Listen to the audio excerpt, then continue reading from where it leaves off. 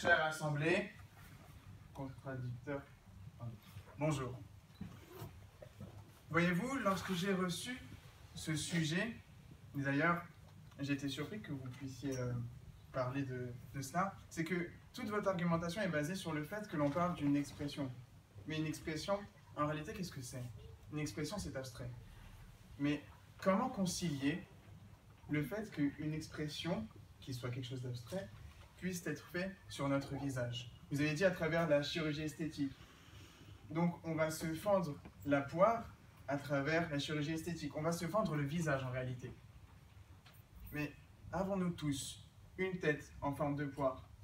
Je ne pense pas. En réalité, une tête en forme de poire, c'est vraiment pas banal en réalité.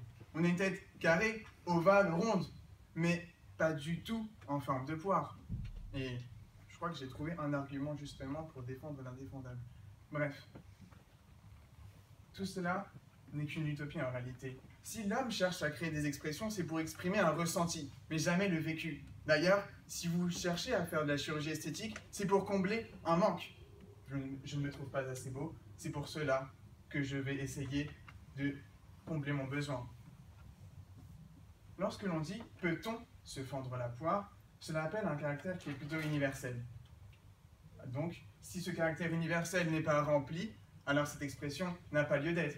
Et en 2016, M. Varguet, je doute que l'on puisse encore parler de se fendre la poire. Enfin, on se marre, on s'amuse, on rigole. Pourquoi est-ce qu'on chercherait donc à se fendre la poire? Cela n'a aucun sens et personne aujourd'hui n'utilise cette expression encore. Donc, elle est tombée en désuétude.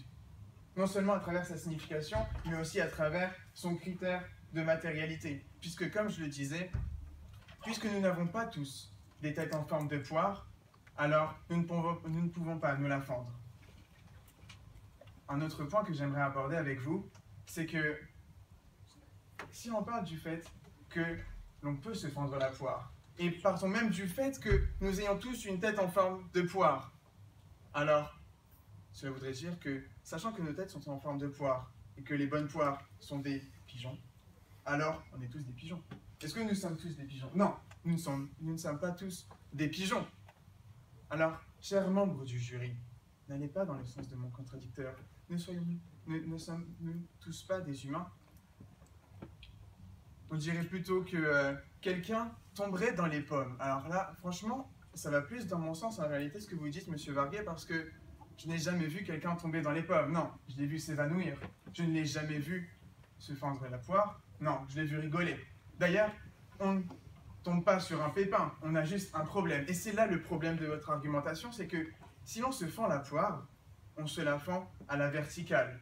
Or, l'expression se fendre la poire, que vient-elle nous enseigner? C'est que lorsque l'on se fend la poire, en réalité c'est notre sourire qui vient fendre notre visage en deux, donc à l'horizontale.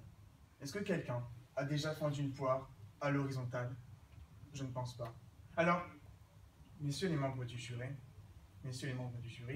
s'il vous plaît, soyez justes. N'allez pas dans le sens de mon contradicteur. Sachez faire la différence entre l'abstrait de l'expression et le concret du visage. Sachez faire la différence entre un homme et un pigeon.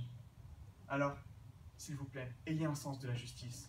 Et ne fendez pas la poire, non. Préférez, comme moi je le fais, la couper en deux. Merci.